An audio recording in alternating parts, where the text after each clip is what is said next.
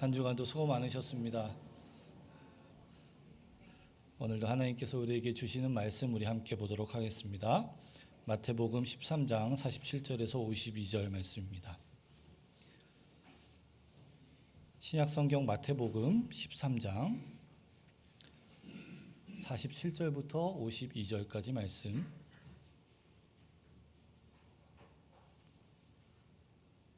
마태복음 13장 47절에서 52절까지 말씀 우리 한 목소리로 함께 읽도록 하겠습니다. 또 천국은 마치 바다에 치고 각종 물고기를 모는 그물과 같으니 그물에 가득함에 물가로 끌어내리고 앉아서 좋은 것은 그릇에 담고 못된 것은 내버리느니라.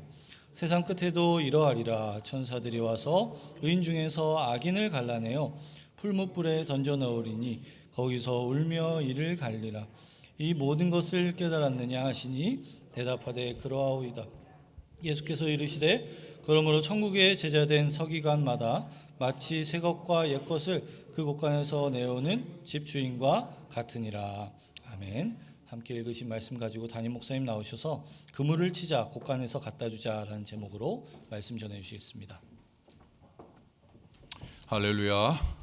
한 주간 또한 또 은혜 가운데 지내고 함께 또 예배하는 자리에 오신 여러분 위에 하나님의 축복이 늘 함께하기를 진심으로 소원합니다. 오늘 반가운 얼굴이 좀 계셔서 잠깐 좀 소개하고 우리 환영하도록 그렇게 하겠습니다. 우리 안영근 집사님 아마 아시는 분들은 좀 아실 터인데 오랫동안 광교 쪽에서 계시다가 다시 우리 공동체로 오셔서 같이 신앙생활 하시기로 그렇게 마음을 하셨습니다. 우리 안영근 집사님 잠깐 좀 일어서 주시겠습니까? 우리 다 아시죠? 예, 아마 아신 분들은 다 아실 겁니다. 다시 한번 뜨거운 격려의 박수를 부탁합니다. 건강하게 우리와 함께 신앙생활 잘 할 수 있도록 그렇게 해 주셨으면 좋겠습니다. 그 외에 좀 다른 분 제가 모르는 분 있나요? 아마 여러분들이 오늘 이제 나가시면서 조그만 떡을 아마 받으실 터인데 어제 결혼한 우리 남해인 자매님이 우리 남편은 김종선입니다. 여러분들이 받고 많이 또 축하해 주시고 격려해 주시면 감사하겠습니다. 저기 우리 왔는데 그래도 어제 갓 결혼했습니다. 잠깐 just married보다 한 주가 좀 지났지만 그래도 잠깐 일어서셔서 다시 한번 우리 격려의 박수를 부탁합니다. 그래요. 어제 결혼하고도 오늘 예배에 나오니까 이쁘죠? 그렇죠, 이쁘죠. 그게 좋은 전통입니다. 저도 그랬습니다. 저도 토요일날 결혼하고 주일날도 예배 이렇게 교회 가고 그랬는데 참 하나님께서 가정에 여러분들 가정에 축복해 주시기를 진심으로 바랍니다. 그리고 또 소개할 분이 좀 있습니다. 우리 홍미연 집사님의 동생 되시는 우리 집사님께서 그 뉴욕에 사시는데 우리 홍미연 집사님 가정의 결혼식 때문에 방문을 하셨고요. 그리고는 우리 그 자녀분들 에릭하고 스테시 오늘 같이 예배에 참여했습니다. 저 뒤에 우리 서 계시는데 뜨거운 격려의 박수로 우리 환영하도록 그렇게 하겠습니다. 감사합니다. 자리에 앉아 주시고요. 고맙습니다. 그래요. 저 우리 에릭하고 스테시는 20년 전에 저희들이 같이 물놀이를 했습니다. 애들이 아주 어렸을 때 저희 교회에 방문했었어요. 그래가지고 제가 수영장 같이 가가지고 놀았던 적이 엊그제 같은데 벌써 저렇게 다 커가지고 이제는 학교 다 졸업하고 직장 생활을 하는 그러한 이제 나이가 됐어요. 얼마나 감사한지 모릅니다. 20년 동안 이렇게 참 자주 만나지 못했지만은 늘 이렇게 볼 수 있고 또 생각할 수 있고 기억할 수 있고 이런 그 관계, 이런 어떤 참 인연, 이런 어떤 관계 속에서 산다는 게 참 복된 것 같아요. 그렇죠, 여러분? 그래서 여러분 최소한 여러분 주변에 20년 이상 된 사람을 많이 두세요. 여러분 자꾸 사람이 여러분 주변에 바뀌면 안 돼. 맞습니까? 별로 동의들 안 하시네요. 그렇죠. 여러분 주변에 한 20년, 30년 오랫동안 참 두고두고 좋은 분들과 함께 같이 지내는 것은 진짜 복이라고 저는 생각이 되어집니다. 그것은 혼자의 노력만 가지고는 안 돼요. 서로가 함께 노력을 해야 돼요. 맞아요? 제가 봤을 때는 서로가 같이 이런 관계가 있어야 돼요. 그래야만이 여러분의 인생이 마지막에 좋습니다. 마지막에 좋아요. 제 이야기 잘 들으세요. 마지막에 진짜 행복하고 복된 인생을 살기 위해서 여러분이 그런 좋은 관계를 맺어갔으면 참 좋겠다 하는 생각이 듭니다. 무더운 여름 동안 지난주까지 해서 우리 여름 성경학교가 모두 다 끝났습니다. 제가 우리 교회 20년 동안 섬기는 동안에 하나님께서 은혜를 많이 주셔서 지금까지 여름 행사들을 그렇게 많이 했음에도 불구하고 아무런 일 없이 20년을 지내왔습니다. 이 모든 일을 인도해 주신 하나님 앞에 감사하고 또 이번에도 은혜 가운데 모든 걸 다 마친 것을 인해서 얼마나 하나님 앞에 감사한지 모릅니다. 수고하신 모든 분들에게도 감사하지만은 우리 하나님 앞에 진짜 감사하죠. 여러분 그러시죠? 우리 하나님께 영광의 박수를 한번 같이 돌리십시다. 예, 감사합니다. 감사합니다. 예. 사실은 교회 안에 이렇게 은혜 가운데 지낸다는 게 쉬운 일이 아니에요. 제가 예전에 섬겼던 교회에서는 여름 행사 때문에 가끔 사고가 있었어요. 이런 것들 때문에 참 어려움도 겪고 그랬는데 은혜 가운데 이렇게 20년을 지내왔다는 것은 놀라운 축복입니다. 이번 여름 무지하게 더웠는데 또 우리 성도들 건강하게 또 잘 지내주셔서 너무 감사합니다. 자, 우리 옆에 있는 분들 또 참 보니까 또 새롭지요. 여러분들이 옆에 있는 분들에게도 지난 무더운 여름 잘 버티고 계셔 주셔서 감사합니다. 서로 격려하면서 좀 인사했으면 좋겠습니다. 여름 잘 견뎌 주셔서 감사합니다. 여름 잘 견뎌 주셔서 감사합니다. 진짜 그러더라고. 인생을 살면서 보니까 옆에 있는 한 분 한 분이 잘 견뎌준 것만 해도 고맙더라고요. 저는 그런 생각이 많이 들어요. 그래서 얼굴을 볼 수 있다는 게 감사하고 같이 만날 수 있다는 게 감사하고 이게 얼마나 좋은지 몰라요. 우리 공동체 안에 살면서 그런 만남과 그런 감사가 더욱더 넘쳤으면 좋겠다 이런 생각이 듭니다. 제가 오늘 여러분과 나눌 말씀이 그물을 치자 곳간에서 갖다 주자라는 제목을 잡았어요. 여러분들이 그물을 치자는 말은 잘 이해가 되시죠? 무슨 말을 할 건지 아마 감이 잡힐 겁니다. 근데 곳간에서 갖다 주자 이 말은 좀 여러분들이 약간 이해가 안 되고 또 무슨 말일까 이런 생각이 들 겁니다. 하나님께서 이 시간에 짧은 시간이지만은 이 말씀을 통해서 오늘 이 시대를 사는 우리에게 귀한 말씀 주시기를 진심으로 바랍니다. 제가 지난 몇 주 동안 좀 시간이 됐죠. 오랜 기간 동안에 예수님께서 제자들에게 들려주신 비유에 대해서 설교를 쭉 했습니다. 특별히 천국 비유에 대해서 설교를 했어요. 예수님이 제자들을 부르고 난 다음에 예수님이 제자들에게 알려주고 싶은 것이 있었어요. 이 땅을 살아가는 동안에 꼭 알아야 되고 마음속에 담아야 될 것이 있어서 이것을 그냥 이야기하면 잘 모르니까 비유를 들어가지고 설명을 해주면서 제자들로 하여금 깨닫게 만들었어요. 제일 처음에 예수님께서 씨 뿌리는 비유를 이야기를 했어요. 그러면서 강조하기를 너의 마음밭이 좋아야 된다. 그래야 열매를 맺을 수 있어 라고 이야기했어요. 마음밭이 좋지 못하면은 열매를 맺을 수가 없어. 너네 마음밭이 잘못하면 돌짝밭, 가시밭길이 되기가 쉬워. 그러면은 아무리 노력을 해도 열매가 맺을 수가 없어. 너네 마음밭이 좋은 마음밭이 되도록 주님께서 말씀을 하신 거죠. 여러분 어떻게 느끼셨어요? 저는 인생을 살면서 세월이 지나면 늘 지날수록 느끼는 것은 결국은 마음에 무엇을 두냐의 싸움이에요. 마음이 어떻느냐의 싸움입니다. 여러분들이 이 말씀들을 잘 들으셔야 돼요. 그래서 여러분의 마음이 진짜 좋은 마음밭이 돼야 돼요. 그래야만이 열매가 있어요. 여러분 주변 다른 사람 뭐라 할 필요 없습니다.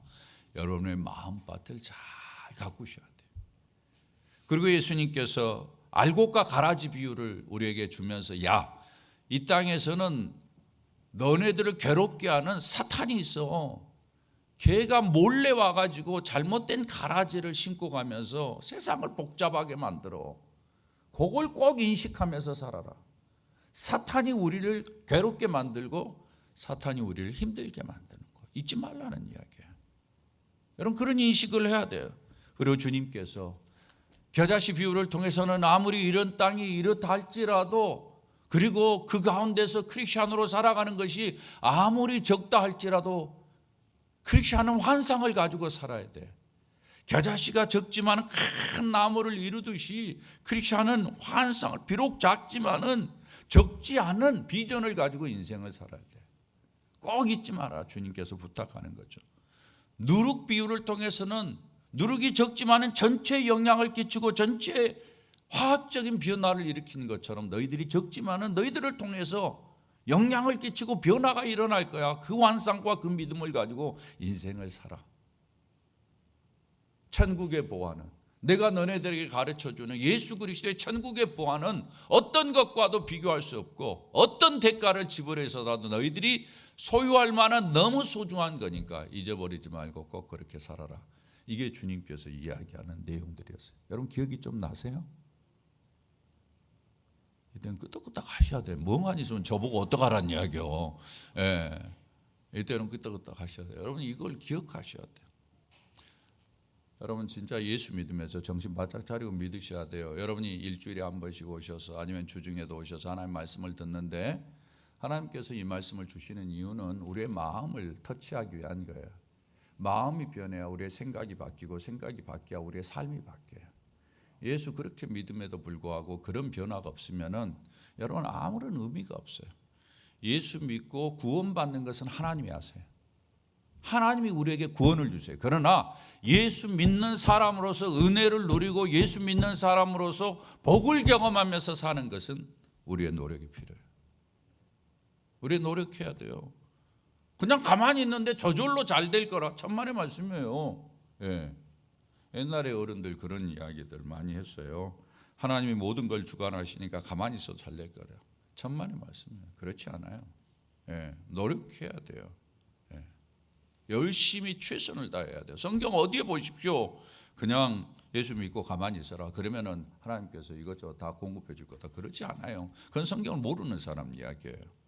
성경 창세기부터 계시록 전체를 놓고 보세요. 우리가 얼마나 힘쓰고 노력해야 될지.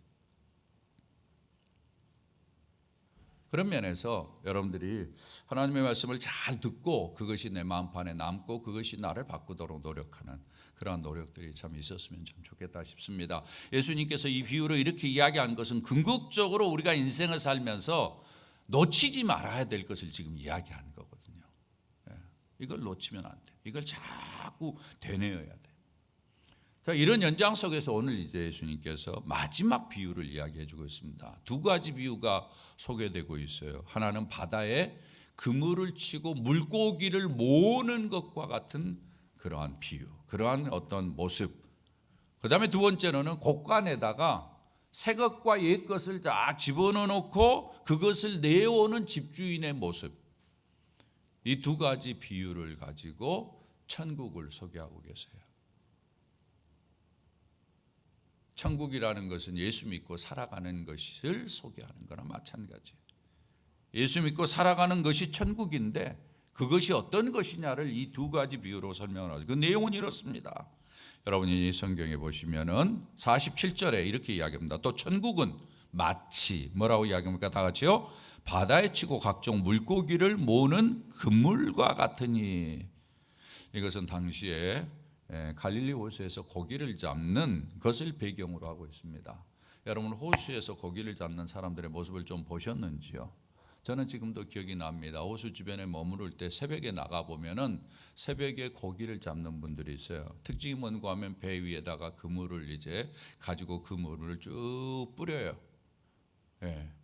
그러면서 배를 가지고 삥 돌더라고요. 보니까 한쪽에 고정된 곳이 있든지 아니면 한쪽에 배를 띄워놓고 한쪽에 이제 그물을 가지고 이렇게 쭉 도는 거예요. 보면은 그물이 한 2m 정도, 우리 키보다 약간 높은 거, 그걸 가지고 이제 한 200m 폭은 한 2m 정도, 길이가 한 200m 정도, 그걸 가지고 삥 도는 거죠. 그리고는 물고기를 쫙 모아서 이제 배로 건져 옮기든지 여기 상황 가운데서는 이제 해변가로 이렇게 모아오는 그런 형태의 물고기 잡는 것입니다. 여러분 보셨죠? 다 아시죠?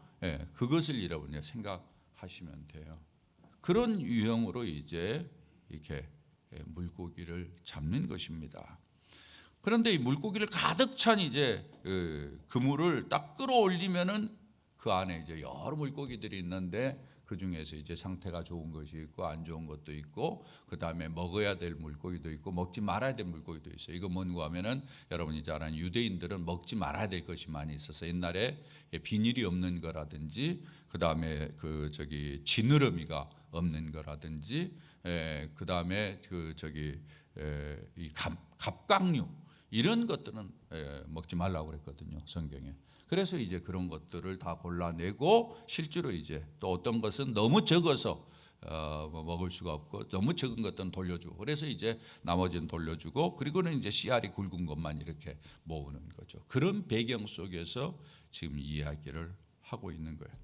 근데 흥미로운 건 뭔가 하면은 여기에 48절 하반절에 이런 이야기가 있습니다. 좋은 것은 그릇에 담고 뭐라고 이야기합니까? 그 다음에 못된 것은 내버리니라 라는 말씀이 있어요.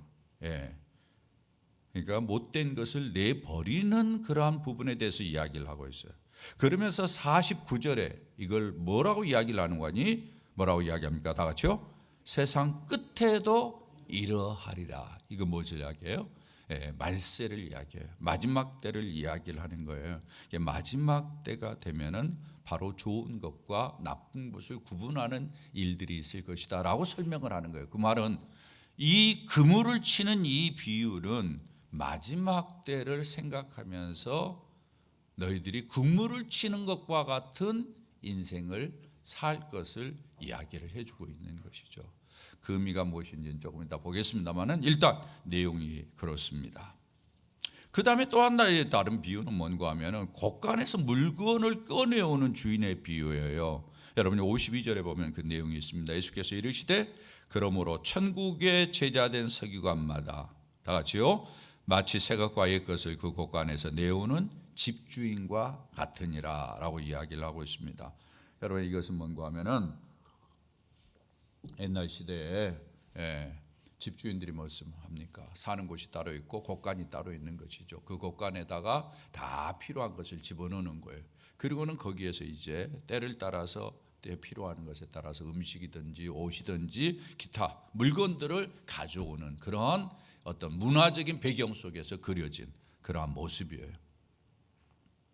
이 비유에서 드러낸 것이 뭐예요? 이야기하기를 천국의 제자된 서기관마다 그러니까 제자들을 향해서 너희들이 천국의 제자들인데 너희들이 서기관이다 이렇게 이야기를 하고 있어요.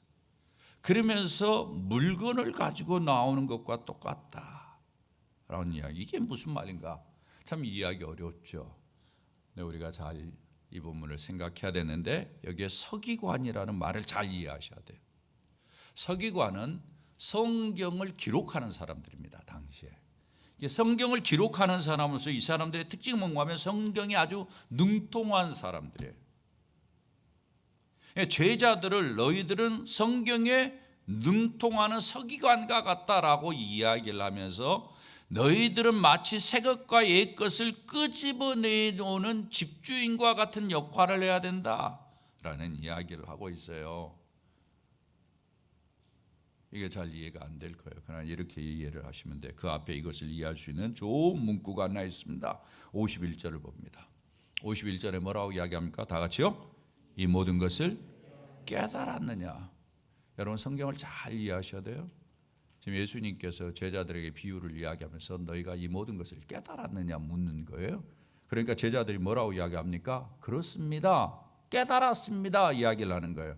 깨달았다는 이야기는 다른 말로 바꿔 이야기한다면 그들의 마음속에 성경을 이해했다는 이야기죠. 그러면 그들의 마음속에 뭐가 있다는 이야기예요? 성경 말씀이 있다라는 이야기예요. 성경 말씀이 너희 마음의 창고에 있다라는 이야기예요. 너희들의 마음의 창고에 있는데 너희들은 그 마음에 있는 창고에 성경 말씀을 끄집어내서 다른 사람에게 주는 그러한 역할을 해야 된다라는 것을 이 비유로 이렇게 말을 하는 것입니다. 마치 집주인이 물건을 꺼내와서 쓰듯이 너희들이 안에 있는 이제 깨달은 하나님의 말씀을 이 너희들의 마음에 창고가 있는데 그것을 꺼내어서 다른 사람들에게 나누어 주는 역할을 해야 된다, 이야기를 하고 있는 거예요. 그러면서 여기에 흥미로운 단어가 하나 나와요. 그게 뭔가 하면은 새 것과 옛 것이라고 그래요. 새 것과 옛 것은 뭘 의미하느냐? 신약 성경과 구약 성경을 이야기하는 겁니다. 그러니까 새 것이라 하면은 신약 성경에 담겨진 예수님이 이 땅에 오신 다음에 이야기를 이야기하고, 옛 것은 뭔가 하면 구약 성경, 예수님이 이 땅에 오시기 전의 것을 이야기해요. 그런데 흐름으로 봐서는 옛 것과 새 것 이렇게 이해해야 되잖아요. 역사적인 흐름으로 봐서는 용어를 그렇게 써야 되잖아요. 옛 것, 새 것으로 써야 되는데 여기서는 새 것, 옛 것으로 쓰고 있어요. 그 의미가 있습니다. 너희들이 꺼내올 때 새 것을 먼저 꺼내오는 거예요. 새 것이 뭔가 하면은 지금 와서 예수님께서 말씀하시는 것, 예수님께서 우리들에게 교훈하는 것, 그것을 꺼내오고, 그런 다음에 예수님과 관계된 구약의 성경 구절들을 그 다음에 끌어오는 그런 방식으로 자꾸 이제 예수님에 대해서 이야기를 하라는 거예요. 이 비유의 내용은 그렇습니다. 너희들이 제자로서 이 땅을 사는 동안에는 이제는 너희들이 안에 하나님의 말씀을 깨달은 것, 그것이 신약이든 구약이든 그런 것들을 너희들이 이제는 꺼내어서 다른 사람들에게 주는 역할을 해야 된다라는 것을 강조하는 거예요. 이 비유들의 의미가 무엇일까? 이 비유의 의미는 앞에서 말한 여러 비유들과 연관성이 있습니다. 이게 성경에 그물을 치는 비유를 보면은 씨 뿌리는 비유와 연관이 되어 있는 것 같고요. 물고기를 골라내는 것을 보면은 여러분이 잘 아는 가라지 비유와 연관이 되어 있는 것 같아요. 예. 이런 거 보면은 지금 이 비유는 전부 다 마지막 때 일어날 일들을 우리에게 가르쳐 주면서 종말이 올 때까지 너희들이 해야 될 일이 무엇인가, 이걸 가르쳐 주는 거예요. 종말이 올 때까지 우리는 부지런히 그물을 치는 일을 하라는 이야기예요. 그것이 너희들이 해야 될 일이다, 이걸 강조하고 있고, 창고에서 꺼내는 비유는 좀 더 다른 모습을 봅니다만은 이것은 이 앞에 것을 기초로 해서 새로운 국면으로 우리를 이끄는 거예요. 그 뭔가 하면은 이제는 너희들이 그물을 치는 일뿐만이 아니라 새로운 국면으로 너희들이 새로운 소명이 주어졌다. 그것은 너희들이 배운 하나님의 말씀, 너희들이 깨달은 하나님의 말씀을 다른 사람에게 알려주는 역할을 해야 된다라는 것을 의미하는 것입니다. 이것이 오늘 비유가 이야기하는 가장 중요한 메시지예요. 그렇게 봤을 때 이 비유를 통해서 예수님께서 우리에게 지금 주시는 말씀이 무엇일까? 여러분이 주보에 설교를 요약하며 정리하도록 되어 있는 거기에 보면은 4번 문제입니다. 4번 문제에 보면은 제가 두 가지를 예수님께서 교훈하는 것을 정리했어요. 첫 번째는 뭡니까? 다 같이 읽습니다. 그물을 치는 일을 부지런히 하자. 그물을 치는 일을 부지런히 하라는 이야기예요. 이 땅을 사는 동안에 그물을 치는 일을 열심히 하라는 거예요. 이것은 예수님께서 제자들을 부르시면서 제자들에게 제일 처음에 주었던 말씀과 연관성이 있습니다. 여러분, 예수님께서 제자들을 제일 처음에 불렀을 때 제일 먼저 한 이야기가 마태복음 4장 19절에 이렇게 이야기합니다. 한번 보시길 바랍니다. 다 같이 한번 읽어볼까요? 시작. 말씀하시되 나를 따라오라. 내가 너희를 사람을 낚는 어부가 되게 하라. 잘 보세요. 너희를 사람을 낚는 어부가 되게 하리라. 자, 예수님이 제일 처음에 제자들을 부르면서 이 말을 했어요. 지금 예수님께서 제자들에게 비유로 제일 마지막에 가르치면서 너희는 뭘 하라고? 그물을 쳐라 라고 이야기. 이 두 말씀이 연관이 있어요, 없어요? 연관이 있어요, 없어요? 연관이 있잖아요. 예수님이 그냥 하는 것이 아니에요. 제자들이 제일 처음에 그 이야기를 들었을 때는 무슨 말인지 몰랐을 거예요. 도대체 사람을 낚는 어부가 된다는 말이 도대체 무슨 의미일까? 몰랐어요. 그런데 이쯤 돼서는 이제 이해를 하게 된 거예요. 아, 사람을 낚는다는 것이 그물을 쳐서 고기를 잡듯이 사람들을 인도해 가지고 하나님 나라 백성으로 만드는 것을 이야기하는구나. 이것을 이제 그들이 깨닫게 되는 것이죠. 이것은 오늘날 우리에게도 똑같은 말씀을 하는 거예요. 예수 그리스도를 따라가는 제자들이 예수님이 오시는 마지막 때까지 해야 될 일이 있다는 것을, 그물을 치는 거예요. 그러면서 이 땅에 수많은 사람들을 하나님의 백성으로 이끄는 역할들을 해야 된다라는 거예요. 그 일이 우리가 지금 마지막까지 힘써야 될 일이라는 것을 예수님께서 여기에서 강조하는 거예요. 그물을 치면서 그물이 잡힐까, 어떤 고기가 잡힐까, 먹을 만한 것일까 염려하지 말라는 거. 그건 염려하지 말고 너네들이 할 일은 무조건 그물을 치는 것이다. 우리가 예수 믿으면서 마지막까지 해야 될 일은 그물을 치는 일이에요. 이 사람이 예수 믿을까 안 믿을까 그건 걱정할 것이 아니에요. 우리는 열심히 그물을 칠 거예요. 자, 그렇다면 현대의 의미에서 이 그물을 친다라는 것이 무엇을 의미할까? 저는 몇 가지 생각할 수 있다고 생각합니다. 먼저는 장소적인 측면을 생각할 수 있어요.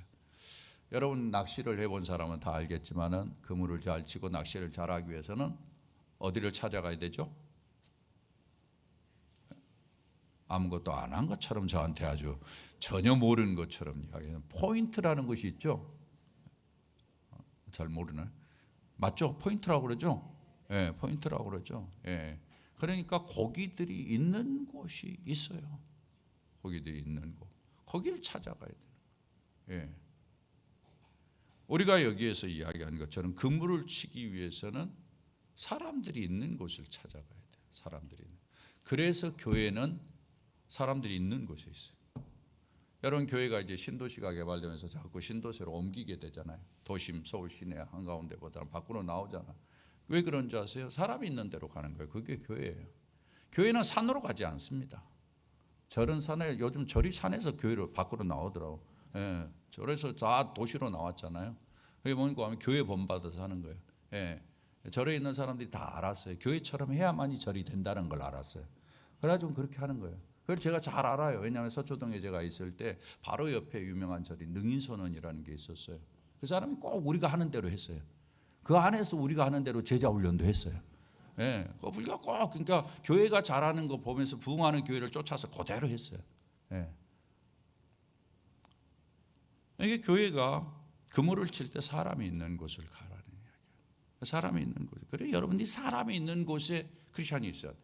크리스천이 그물을 치기 위해서 사람이 있는 곳에 있어요. 여러분 크리스천들은 절대 혼자 있으면 안 됩니다. 크리스천은 사람들과 함께 어울려야 돼요. 같이 있어야 돼요. 예. 그래야 그물 치는 일을 할 수 있어요. 여러분들이 일하는 곳들을 그물 치는 곳이라고 생각하셔야 돼요.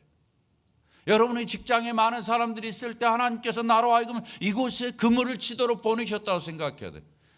크리스천은 직장의 일터를 보면서 다른 생각을 하셔야 됩니다. 많은 사람들은 벌어먹기 위한 곳이고 어쩌면 어쩔 수 없이 나오는 것이라고 생각하는데 크리스천은 그렇게 생각하면 안 돼요.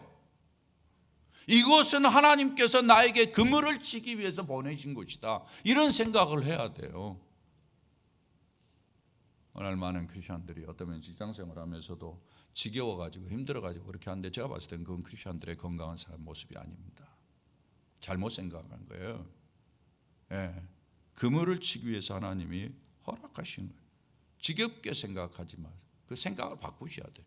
예. 지겨운 마음이 들면 하나님께서 나를 이곳에 보내실 때는 그물을 치기 위해서 보냈는데 뭔가 이곳에 그물을 치면은 하나님이 놀라운 은혜. 사실 그래요. 그런 마음을 가지고 접근하면은 그것이 보람이 돼요.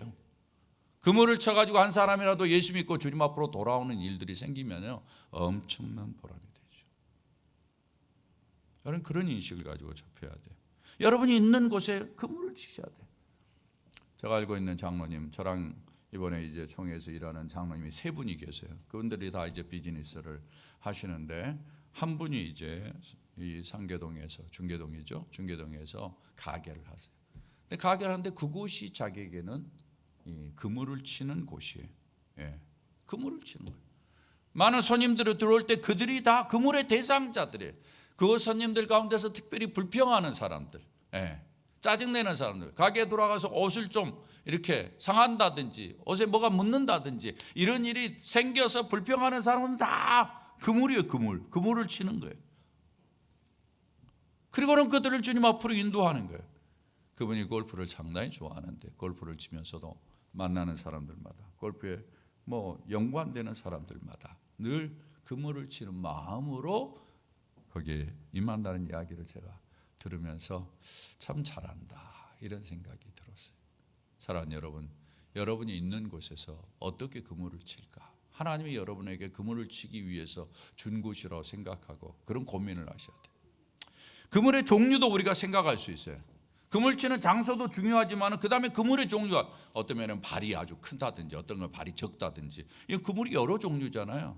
예, 우리도 가가지고는 그 장소에서 그물을 사용하는데 어떻게 하는, 이 사람에게 순수한 복음, 예수 믿어야 천국 갑니다, 이런 말을 하는 것이 좋을지, 아니면은 내 마음속에 담아있는 참 하고 싶은 이야기, 진정한 마음을 담아서 권면하고 설득하고, 야, 예수 믿으니까 참 좋더라, 예수 믿으니까 마음이 참 이렇게 편하더라, 이런 이야기를 하는 것이 좋을지, 아니면 선행을 베풀어 가지고 좋은 이미지를 만드는 것이 좋을지, 그물을 잘 선택해야 돼요. 가정에서도 보면은 대부분의 믿지 않는 남편들에게 우리가 그물을 잘못 선택해 가지고 잘 안 되는 경우도 있어요. 믿지 않는 남편에게 예수 믿도록 하기 위해서 예수 믿으라고 이야기를 해서 예수 믿는 남편이 별로 없잖아요. 그러면 그물을 바꿔야지. 안 그래? 예, 나랑 교회 가자고 해가지고 나오는 남편이 없잖아. 그러면 그물을 바꿔야지. 예, 그물이 많잖아요. 예, 남편의 마음을 움직일 수 있는 또 다른 그물들, 이런 걸 생각해 봐야지. 예, 그러면서 그물을 바꿔요. 직장에서도 보면은 직장의 식구들이 나를 어떤 면에서는 별로 안 좋아한다 이러지 마시고, 여러분 직장에서도 그물을 다양하게 써야 돼요. 어떤 사람에게는 야, 예수 믿어, 예수 믿어야 축복받아, 이렇게 말을 통해서 되는 사람이 있는가 하면은, 그렇지 않는 사람들이 있으면 그러면 그물의 내용을 바꿔야죠. 예. 밖에서 보면 일반적으로 크리스천들이 사회에서 상당히 이기적이란 말을 많이 듣잖아요. 크리스천들을 보면은 있어야 될 자리에는 없어. 예, 다 도망가 버려. 이게 뭔가 하면은 섬기면서 봉사하고 좀 같이 일을 해야 될 자리는 예수 믿는다는 사람 다 없어. 예. 그래서 예수 믿는 사람들을 이기적이고 자기중심적이라고 그렇게 이야기하잖아요. 그런 데 가면은 내가 먼저 섬겨주는 거지. 내가 먼저 힘든 일을 먼저 하는 거지. 그 그물을 써야지. 사회에서는 그런 그물을 사용할 줄 알아야 되는데, 거기에서 그런 그물을 안 쓰고 그냥 교회만 나오라고 하면 안 되잖아요. 이런 면에서 다양한 형태의 그물을 쓰면서 어찌됐든지 사람들을 주님 앞으로 잘 인도하는 그러한 모습으로 접근할 필요가 있다는 것이죠. 사랑하는 여러분, 우리가 인생을 살면서 계속해서 고민해야 돼요. 내가 맡겨진 곳에 하나님께서 그물을 치도록 보내셨는데 어떤 그물을 칠 건가, 이걸 생각하면서 적절하게 잘 한다면은 하나님께서 그 그물 안에 많은 고기가 잡히도록 은혜를 주시라 저는 믿습니다. 그렇게 하실 거예요. 그래서 여러분으로 하여금 또 다른 보람을 느낄 수 있도록, 또 다른 어떤 신나는 그런 인생을 살도록 여러분을 이끌어 주실 거예요. 여러분 그렇게 사세요. 그러면 행복할 겁니다. 다음으로 예수님께서 이 본문을 통해서 말하는 것은 뭔가 하면은, 두 번째 뭐라고 이야기했습니까? 다 같이 한번 읽어봅니다. 선지자적인 사명을 감당하자. 선지자적인 사명을 감당하자. 선지자는 하나님의 말씀을 전해주는 사람이에요. 그 사명을 감당하자라는 이야기예요. 오늘 성경에 보면은 옛것과 새것, 구약과 신약, 신약과 구약을 곳간에 두어가지고 그 곳간에서 꺼내온 것과 같다라고 이야기를 하는 거예요. 하나님께서 우리에게 하나님의 말씀을 담아놓는데 그것을 꺼내가지고 다른 사람에게 나누어 주는 것과 같은 역할, 그 역할을 열심히 하자라는 이야기죠. 우리가 이 땅에서 살아가는 동안에 가장 큰 축복이 있다면 우리가 하나님의 말씀을 깨닫는 거예요. 여러분들이 교회 와서 매주일 하나님의 말씀을 들을 때 그 말씀을 들으면서 깨닫는 것이 있을 거예요. 그 깨닫는 것이 여러분의 마음의 곳간이 있어요. 그것을 어때요? 내주는 거예요. 그것을 다른 사람에게 이야기해 주는 거예요. 야, 교회에 갔더니 예수님에 대해서 이야기하더라. 난 예수님 몰랐는데 예수님이 이 땅에 오셔서 십자가에 달려서 죽었다더라. 죽은 이유가 우리를 구원하시고 우리를 죄 가운데서 자유롭게 하셔서 우리의 삶이 복되도록 하셨다더라. 그 이야기를 해주는 거예요. 그리고 나중에 이제 성경을 배우면서 예수님이 단순히 예수님이 이 땅에 오신 것이 그냥 우연히 일어난 사건이 아니라 오랜 역사 속에서 일어난 사건이라는 것을 여러분이 배우게 되잖아요. 그래서 예수님이 이렇게 오게 된 이유가 창세기에 몇천 년 전부터 이미 이야기된 내용이다. 그래서 예수님에 대해서 이해를 할 때 창세기 3장 21절의 말씀을 생각하는 거죠. 뭐라고 이야기합니까? 다 같이 한번 읽어봅니다. 시작. 여호와 하나님이 아담과 그의 아내를 위하여 가죽옷을 지어 입히니라. 아담이 죄를 지어가지고 하나님이 쫓아내잖아요. 그럴 때 쫓아내면서 무슨 옷을 입혔어요? 가죽옷을 입혀요. 여러분, 당시에 벌거벗었는데 가죽옷을 처음 입혀요. 가죽옷을 입히려면 어떻게 해야 돼요? 짐승을 죽여야 되잖아요. 짐승을 죽이려면 어때요? 피를 흘려야 되잖아요. 그러니까 주님께서 이 말씀을 하는 것은 피를 흘리는 과정을 통해서 인간의 죄의 부끄러움을 감추는 그러한 일을 하시겠다라는 말씀을 하신 거예요. 그 말씀을 애언해 놓으셨고 예수님 때 그걸 이룬 거예요. 수천 년이 지나서 예수님이 이 땅에 오셔서 십자가에 달려서 피를 흘려서 돌아가심으로 말미암아 인간의 부끄러움, 인간의 죄악을 가려주는 역할을 예수님이 하신 거예요. 그래서 예수님이 이 땅에 오셔서 우리의 죄를 주고 왜 죽었다더라. 근데 알고 보니까 여기 성경에 보니까 몇천 년 전에 기록된 창세기에 이런 말이 있더라. 그러면서 여러분이 꺼내주는 거예요. 창세기 3장 15절에 보니까 여기에 뭐라고 이야기합니까? 여자와 원수가 되게 하고 내 후손도 여자의 후손과 원수게 하다. 이거 사탄에게 한 이야기예요. 하와를 꼬신 사탄에게. 그러면서 하는 이야기가 여자의 후손은 네 머리를 상하게 할 것이다. 사탄의 머리를 상하게 할 거라고 그랬어요. 그 사탄의 머리를 상하게 하는 여자의 후손이 누구냐? 바로 예수님이거든요. 인간을 괴롭히는 사탄을 죽이는 것은 바로 예수님이야. 근데 예수님이 이 땅에 오셨는데 바로 예수님이 어떤 역할을 할지를 수천 년 전에 이미 다 이야기를 했어. 성경이 이렇게 연결되어 있더라. 신약을 먼저 이야기하고 그 다음에 구약 성경에 보니까 이런 이야기가 있더라 하면서 이야기를 하는 거예요. 요한복음 3장 14절 15절에 보면은 뭐라고 이야기합니까? 다 같이 한번 읽어볼까요? 시작. 모세가 광야에서 뱀을 든 것 같이 인자도 들려야 하려니. 이 본문을 잘 보십시오. 미안합니다. 모세는 몇천 년 전의 사람이야. 그런데 이스라엘 백성들이 뱀에 물려가지고 다 죽게 돼 있어. 그래서 하나님께서 놋뱀을 만들어가지고 들으라고 그래. 그리고 그걸 바라보는 사람이 산다고 그래. 광야에서 뱀을 모세가 들었어요. 그래서 사람들이 살았어요. 그것을 인용해가지고 그렇게 든 것처럼 뭐라고 이야기합니까? 인자도 들려야 하리니. 인자는 누구를 가리켜? 예수님을 이야기하죠. 예수님이 그렇게 십자가 위에 들려가지고 돌아가시는 것을 이야기하는 거예요. 예수님이 이 땅에 오시는 것을 어디에 연결시키고 있습니까? 모세가 사용했던 놋뱀과 연결을 시키고 있잖아요. 이렇게 연결이 되어 있어요. 성경은. 그 이야기를 자꾸 하면서 예수가 이렇대더라. 여러분들이 이야기하면서 인생을 살라니. 그래서 여러분들이 열심히 성경을 배워야 돼요. 여러분 성경 안 배우면 안 돼요. 기회가 되는 대로 배우셔야 돼요. 이제 가을에 아주 좋잖아요. 여러분 기회가 되는 대로 성경을 배우고 하나님 말씀을 들을 때는 진짜 주의 깊게 듣고 메모도 하고 다시 복습도 하고 머릿속에 담아놓아야 돼. 그래서 여러분들이 그것을 다른 사람들에게 꺼내줄 때 다른 사람들이 그 말씀을 통해서 복을 받고 유익을 얻는 거예요. 이것을 해야 된다라는 것을 예수님께서 우리들에게 권면하기 위해서 이 말씀을 하는 거예요. 사랑하는 여러분, 우리가 이 땅을 살면서 어떤 일들을 해야 되는가 성경은 이렇게 이야기를 하고 있습니다. 크리스천으로서 이 땅을 살아가면서 그물을 치는 일, 열심히 그물을 칠 곳으로 가야 되고, 그리고 열심히 어떤 그물을 칠 건지를 고민하면서 최선을 다해야 된다. 우리가 이제 수요일 날부터 시작해서 다음 주 수요일부터 시작해가지고 전도를 하는데도 바로 이런 마음으로 해야 돼.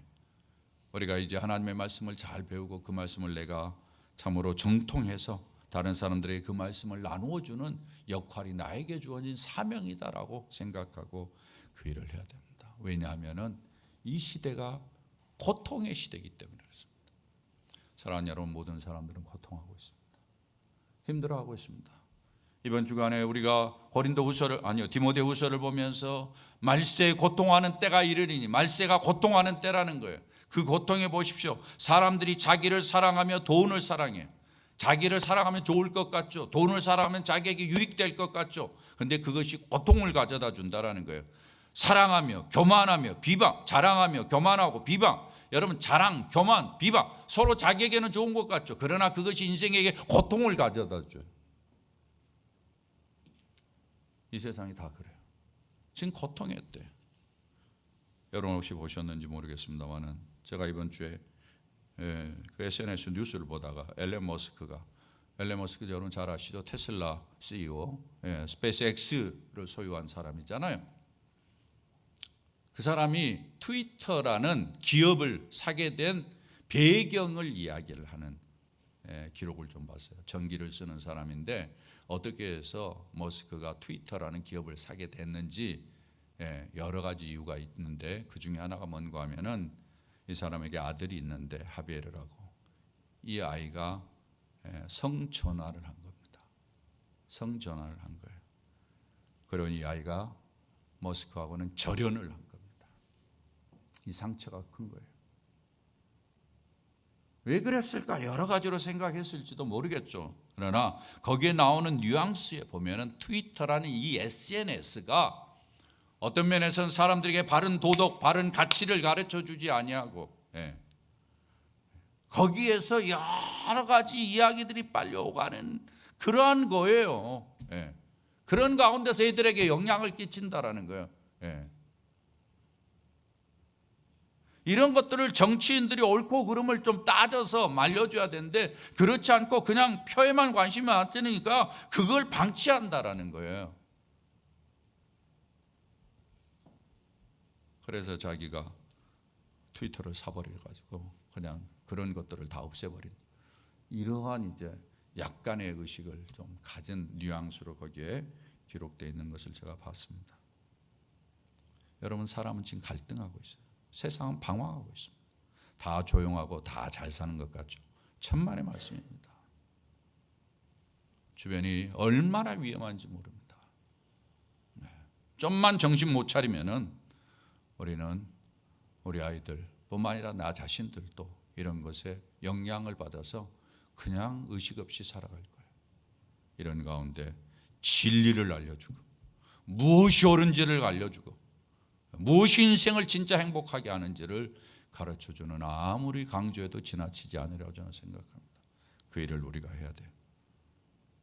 그런 면에서 주님께서 그물을 치는 일과 너희 안에 담겨있는 하나님의 말씀의 보화를 나누어 주는 일은 마지막으로 너네들이 기억해야 될 중요한 메시지야. 주님께서 이야기를 하고 있는 거예요.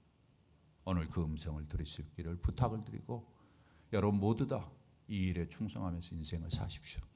그것이 여러분을 보호하는 길이고 여러분이 사는 길이고 여러분이 행복한 길입니다. 하나님의 은혜가 여러분 모두에게 있기를 주의 이름으로 축원합니다. 아버지 고맙습니다.